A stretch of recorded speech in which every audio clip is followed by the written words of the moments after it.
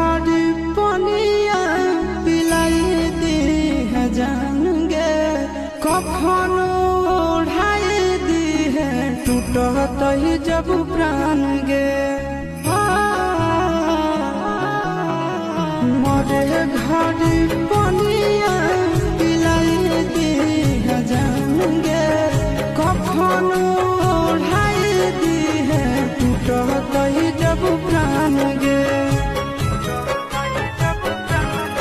हगे हमारा से तोरा जाती प्यार होता भेंट सक छात कर लगे